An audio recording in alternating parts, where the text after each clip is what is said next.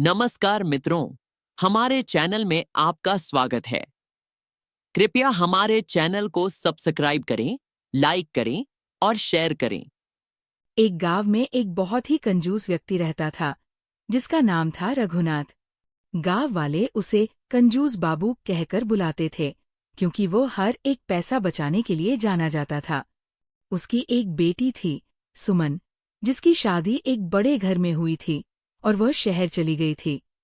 उसके पति, रवि, एक ईमानदार और नेक इंसान थे, जो उससे बहुत प्यार करते थे। एक दिन सुमन को पता चला कि उसके पिता कुछ दिनों के लिए उनके घर आने वाले हैं।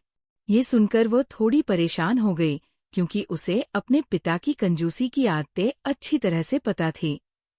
लेकिन रवि ने कहा, हमारा कर्तव्य है कि हम उनका अच्छे से स्वागत करें। जब रघुनाथ घर पहुंचे, तो उनके आराम के लिए एक अलग कमरा दिया गया, जिसमें एसी लगा हुआ था। लेकिन उन्होंने तुरंत कहा, मुझे सिर्फ पंखा चाहिए, एसी से बिजली का बिल बढ़ जाएगा। फिर उन्होंने देखा कि रसोई में गैस का चूल्हा जल रहा था। वो तुरंत बोले, लकड़ी का चूल्हा क्यों नहीं इस्तेमाल करते? गैस बहुत महंगी होती है। कुछ दिनों बाद रवि ने सोचा कि घर में एक बड़ी दावत दी जाए। जब रघुनाथ को इस बारे में पता चला, तो वह चिंता जताने लगे, इतना सारा खाना बनाकर पैसे क्यों बर्बाद कर रहे हो? शाम को जब मेहमान आने लगे और खाना परोसा जाने लगा, तब रघुनाथ सभी से बोले, ज्यादा मत लो, बचाकर रखो, कल भी खाना है। ये सुनकर सभी लोग हंसी दबाने लगे। एक दिन उन्होंने देखा कि गर्म पानी का गीजर चालू है। वह गुस्से में बोले, बिजली बर्बाद मत करो, ठंडे पानी से नहाओ, ये सेहत के लिए अच्छा होता है। ठंड के दिनों में भी वह पुराने, फटे हुए जूते पहनते थे। एक दिन बारिश में उनके जूते गल गए और उन्हें जुकाम हो गया। डॉक्टर ने सलाह दी, आपको गर्म दूध, बादाम और अच्छा आराम चाहिए। लेकिन रघुनाथ बोले, बस एक गर्म कंबल मिल जाए, वही काफी है। रवि ने सोचा कि उन्हें एक अनोखा तरीका खोजना होगा, जिससे रघुनाथ की कंजूसी कम हो सके। इसलिए उन्होंने एक कहानी सुनाने की योजना बनाई। उन्होंने रघुनाथ को एक कहानी सुनाई।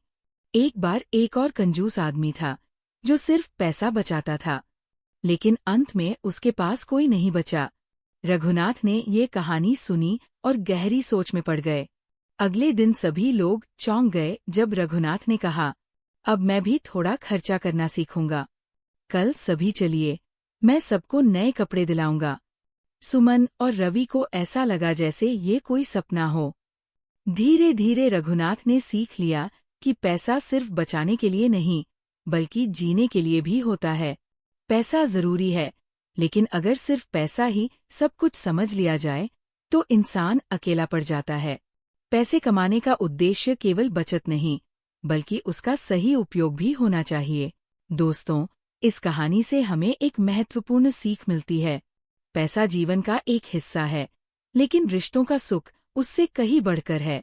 समय आने पर खुशियों में खर्च करना भी उतना ही जरूरी है, जितना उसका संचय। अगर आपको ये कहानी पसंद आई हो, तो लाइक करें, कमेंट करें और सब्सक्राइब करें, ताकि आपको और भी मजेदार और सीख भरी कहानियां मिलती रहें।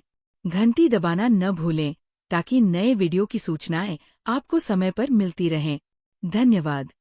मिलते हैं अगली कहानी में।